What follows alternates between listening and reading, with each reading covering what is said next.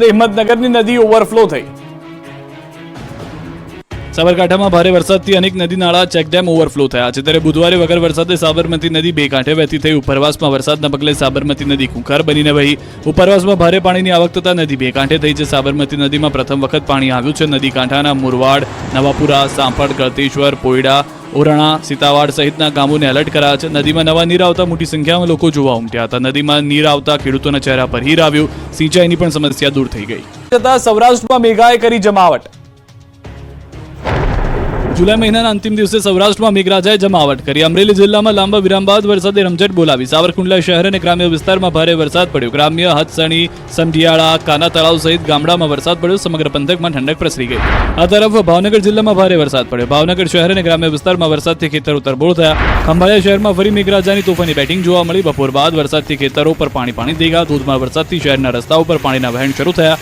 રામનાથ 4 રસ્તા, નગર gate, Jodhpur gate સહિતના વિસ્તારોમાં પાણી ભરાયા। ઉકાઈ ડેમમાં પાણીની પુષ્કળ આવક। ભારે વરસાદને કારણે દક્ષિણ ગુજરાતના ડેમો ઓવરફ્લો થઈ રહ્યા છે, ત્યારે તાપીના ઉકાઈ ડેમમાં પાણીની પુષ્કળ આવક થઈ છે। મહારાષ્ટ્રના હથનુર ડેમ અને પ્રકાશ ડેમમાંથી પાણી છોડાતા તાપીના ઉકાઈ ડેમમાં પાણીની ભરપૂર આવક થઈ છે। મહારાષ્ટ્રના હથનુરના 41 દરવાજા પૈકી 10 દરવાજા ખોલીને 40,330 ક્યુસેક, જ્યારે પ્રકાશ ડેમમાંથી 27 દરવાજા પૈકી 8 દરવાજા પૂરેપૂરા ખોલીને 1,16,610 ક્યુસેક પાણી તાપી નદીમાં છોડાઈ રહ્યું છે, જેના કારણે તાપીના ઉકાઈ ડેમમાં 1,31,756 ક્યુસેક પાણીની આવક થતા ડેમની જળ સપાટીમાં વધારો થયો। ઉકાઈ ડેમની જળ સપાટી 325.10 ફૂટે પહોંચી। ઉકાઈ ડેમમાંથી હાલ 600 ક્યુસેક પાણીની આવક। ડેમનું રૂલ લેવલ 333 ફૂટ, જ્યારે ડેમની ભયજનક સપાટી 345 ફૂટ છે। પડશે નોનસ્ટોપ વરસાદ, એક સાથે ખાબકશે 12 ઇંચ વરસાદ।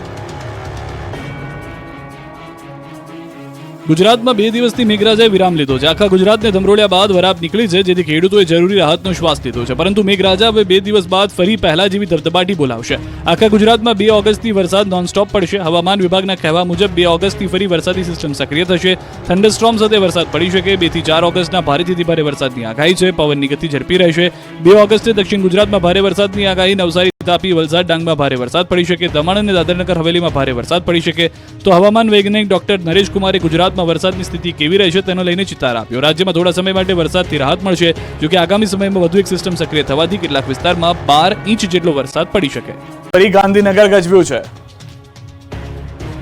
ગાંધીનગરને ફરી એકવાર પીટી શિક્ષકોએ ગજવ્યું। વ્યાયામ શિક્ષકોએ વિરોધ પ્રદર્શન કર્યું। ગાંધીનગરના વિદ્યા સમીક્ષા કેન્દ્ર પર આવેલા શિક્ષકોએ બેનરો અને પોસ્ટર્સ સાથે કાયમી ભરતીની માંગ કરી। કેટલાક શિક્ષકો પોતાના નાના બાળકોને તેડીને વિરોધ પ્રદર્શનમાં જોડાયા હતા। ગુજરાતના ખૂણે ખૂણેથી શિક્ષકો ગાંધીનગર પહોંચ્યા હતા। વિરોધ કરી રહેલા શિક્ષકોએ જણાવ્યું હતું કે છેલ્લા 10 વર્ષથી કાયમી ભરતી કરવામાં આવી છે। સેટની પરીક્ષા પણ લેવાઈ ચૂકી છે, તેમ છતાં સરકાર કરાર આધારિત ભરતી કરવામાં નથી આવી રહી, જેથી શિક્ષકોનું ભવિષ્ય જોખમમાં છે।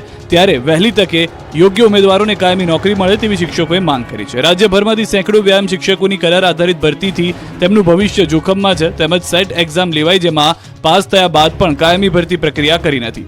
સીપેડ અને બીપેડ જેવી પરીક્ષા પાસ કર્યા વર્ષો વીત્યા છતાં પણ હજુ સુધી ભરતી થઈ નથી। હાલ તો વ્યાયામ શિક્ષકોની ડિગ્રી ધરાવતા શિક્ષકો 1 થી 12માં ધોરણ ભરતી અંગે રજૂઆત કરી રહ્યા છે, ત્યારે હવે કાયમી ભરતી થાય છે કે પછી વ્યાયામ શિક્ષકો કોન્ટ્રાક્ટ બેઝ ભરતી થાય છે તે જોવું રહ્યું। 2 મહિના બાદ સુરતમાં ખુલશે મોત સમાન ગેમ ઝોન, લેવું પડશે લાયસન્સ।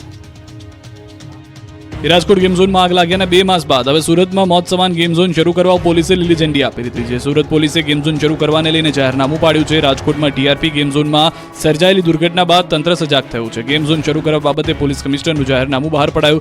સુરત શહેર પોલીસ કમિશનરે 63 પાનાનું જાહેરનામું બહાર પાડ્યું છે। ગેમ ઝોન શરૂ કરવા હવે માલિકોએ લાયસન્સ ફરીથી લેવું પડશે। જાહેરનામા પ્રમાણે ગેમ ઝોનમાં એક્સપર્ટ અભિપ્રાય પણ ફરજિયાત છે, પણ તેને લેવો પડશે। ગેમ ઝોન માલિકે ફરજિયાત થર્ડ પાર્ટી લાયબિલિટી ઇન્સ્યોરન્સ લેવો પડશે। દરેક ગેમ ઇન્સ્ટોલ કરતા પહેલા તેની મંજૂરી સંચાલકોએ લેવી પડશે। ગેમ ઝોનમાં આવતા લોકોની સુરક્ષા બાબતે ખાસ ધ્યાન રાખવું પડશે। જો સુરક્ષા બાબતે કોઈ ચૂક જણાશે તો ગેમ ઝોન માલિક સામે ફોજદારી કાર્યવાહી કરવામાં આવશે। નિમણૂક કરવા માટે નિમાયેલા ઇન્સ્પેક્સ કમિટી દ્વારા દર 6 મહિને તપાસ કરવાની રહેશે। ફાયર સેફટી, બીયુ અથવા સ્ટ્રક્ચર એબિલિટી, હેલ્થ અને ઇલેક્ટ્રિકલ તમામ બાબતોની એનઓસી અને મંજૂરી લેવી પડશે। પ્રથમ વખત લાયસન્સની વેલિડિટી 3 વર્ષની રહેશે, ત્યારબાદ આ લાયસન્સ દર 2 વર્ષે રિન્યૂ કરાવવાનું રહેશે। રાજકોટના લોકમેળાની તૈયારીઓનો ધમધમાટ શરૂ। આ વર્ષે લોકમેળાનો 7.5 કરોડનો વીમો। રાજકોટ શહેરના રેસકોર્સ મેદાનમાં જન્માષ્ટમી તહેવાર નિમિત્તે આગામી તારીખ 24 થી 28 ઓગસ્ટ દરમિયાન લોકમેળો યોજાશે। જેને લઈને તૈયારીઓનો ધમધમાટ શરૂ થઈ ગયો છે, જેમાં લોકોની સુરક્ષાને ધ્યાનમાં રાખીને વીમાની રકમ ₹5 કરોડ ઉપરથી વધારીને 7.5 કરોડ કરવાનો નિર્ણય કરાયો છે. આ વર્ષના મેળામાં સ્ટોલના ભાવમાં કોઈ પણ વધારો કરવામાં આવ્યો નથી. સુરક્ષાને ધ્યાનમાં રાખી ગત વર્ષની 3 એમ્બ્યુલન્સ સામે આ વર્ષે 5 એમ્બ્યુલન્સ અને ગત વર્ષના 3 ફાયર ફાઇટરને બદલે આ વર્ષે 5 ફાયર ફાઇટરની વ્યવસ્થા મેળા માટે કરાઈ છે. રોજના 100 સિક્યુરિટી સ્ટાફને બદલે આ મેળામાં 125 સિક્યુરિટી સ્ટાફ તૈનાત રહેશે. લોકોની અવરજવરની સુગમતા માટે અને સ્ટોલ્સની સંખ્યામાં 30% ઘટાડો કરાયો છે. રાત્રે 11:30 વાગે લોકમેળાની એન્ટ્રી બંધ કરી દેવાશે. મેળાની સફાઈ કરનાર કર્મચારીઓનું સન્માન કરવામાં આવશે. મેળામાં થતા અવાજની ડેસિબલની માત્રા પર ચાપતી દેખરેખ રાખવામાં આવશે. વાસી ખોરાકનો સ્થળ પર જ નાશ કરવામાં આવશે. મેળાના પ્રત્યેક સરકારી સ્ટોલના આંતરિક સંપર્ક માટે ઇન્ટરકોમ અને વોકી ટોકીથી સજ્જ કરાશે. આ ઉપરાંત 278 લોકોએ લોકમેળાનું નામ આપ્યું છે. જો કે તેમાંથી લોકમેળા અમલીકરણ સમિતિ દ્વારા શ્રેષ્ઠ નામ પસંદ કરવામાં આવશે. બોરમાંથી ઉડ્યો 100 ફૂટ ઊંચો પાણીનો ફુવારો. જામકંડોરણાના ખેતરમાં એક બોરમાંથી ઉડ્યો 100 ફૂટ ઊંચો પાણીનો ફુવારો. આપોઆપ પાઇપલાઇન સાથે બહાર મોટરમાંથી ફેંકાતા ફફડાટ ફેલાઈ ગયો હતો. રાજકોટના જામકંડોરણામાં બોરવેલમાંથી પાઇપ અને મોટર બહાર આવી જતા ઊંચા ફુવારા ઉડ્યા. 800 ફૂટ બોરવેલમાંથી આપોઆપ પાઇપ અને મોટર બહાર આવી ગયા અને 38 સેકન્ડમાં ખેડૂત પાયમાલ થઈ ગયો. પાણીનું પ્રેશર એટલું હતું કે મોટર સાથે પાઇપલાઇનનો બહાર ઢગલો થઈ ગયો. પાણીનું પ્રેશર એટલું હતું કે મોટર અને પાણીનો ફુવારો 100 ફૂટ ઊંચા ઉડ્યા હતા, જેથી ખેતર પાણી થઈ ગયું અને 38 સેકન્ડમાં ખેડૂતની પથારી ફરી ગઈ. ઘટનાનો વિડીયો સોશિયલ મીડિયામાં વાયરલ થઈ રહ્યો છે. વિડીયોમાં દાવો કરાઈ રહ્યો છે કે ગયા વર્ષે પણ આવી જ સ્થિતિ થઈ હતી, ત્યારે એક ખર્ચમાંથી ઊભા ન થતા બીજો ખર્ચ માથે આવતા હોવાથી ખેડૂતોની હૈયા વરાળ જોવા મળી રહી છે. જામકંડોરણાના ખેડૂતની સ્થિતિ પડ્યા પર પાટો જેવી થઈ ગઈ છે. સભામાં વિપક્ષના અણિયારા સવાલોથી અધિકારી ધ્રુસકે રડ્યા. ધ્રુસકે રડતા મહિલા છે આરોગ્ય અધિકારી. તેમની આંખમાં આંસુ કારણ છે વિપક્ષના અણિયારા સવાલો. થયું એવું કે લાંબા સમય બાદ વડોદરા જિલ્લા પંચાયતની સામાન્ય સભા મળી.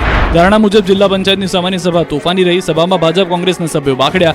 સભ્યો વચ્ચે તૂતુ મેમે થઈ હતી. અધિકારીનો બચાવ કરતા ભાજપના કેટલાક સભ્યોએ સરકારે કરેલા કામોની પણ રજૂઆત કરવા માટે અધિકારીઓને ટકોર કરતા કોંગ્રેસના વિપક્ષી નેતા અને જિલ્લા પંચાયતના પૂર્વ કારોબારી ચેરમેન કમલેશ પટેલ વચ્ચે શાબ્દિક તડાફડી થઈ, જેમાં અન્ય સભ્યો પણ જોડાતા માહોલ તંગ બન્યો. એક તબક્કે તું ચૂપ બેસ, યુ શટ અપ, તું મને કહેવા વાળો કોણ, જ્યાં થાય તે કરી લે, કૌભાંડીઓને બચાવો છો, અમે તમે સાંભળવા નથી આવ્યા જેવા ઉચ્ચારણ થતા ડીડીઓએ દરમિયાનગીરી કરવી પડી. આ સભાનું ડેકોરમ નહીં જળવાય તો સભા મુલતવી રાખવી પડશે તેવી ચીમકી આપતા સભ્યો શાંત પડ્યા. સભામાં વિપક્ષના સભ્યોએ પૂછેલા ધારદાર સવાલને જવાબ જિલ્લા આરોગ્ય અધિકારી મીનાક્ષીબેન જવાબ આપી શક્યા ન હતા અને રડી પડ્યા હતા. જૂની કલેક્ટર કચેરી ખાતે મળેલ બેઠકમાં વિવિધ 20 જેટલા મુદ્દાની ચર્ચા કરાઈ હતી.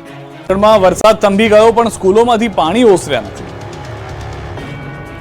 પાટણના સિદ્ધપુરમાં 2 દિવસ પડેલા વરસાદ બાદ વરાપ તો નીકળી ગઈ, પરંતુ શાળા સહિત અન્ય વિસ્તારો હજુ પાણીથી લથબથ છે. સિદ્ધપુરમાં ધોધમાર વરસાદને કારણે નીચાણવાળા વિસ્તારોમાં પાણી ભરાઈ ગયા છે. ફૂલપુરા વિસ્તારની પ્રાથમિક શાળા પાણીમાં ગરકાવ થઈ જતા વિદ્યાર્થીઓ મુશ્કેલીમાં મુકાઈ ગયા. શાળા જળમગ્ન બની ગઈ. વર્ગખંડો સુધી પાણી ભરાઈ ગયા. બાળકોની સુરક્ષાને ધ્યાને રાખીને શાળાના શિક્ષણ કાર્ય બંધ રાખવું પડ્યું.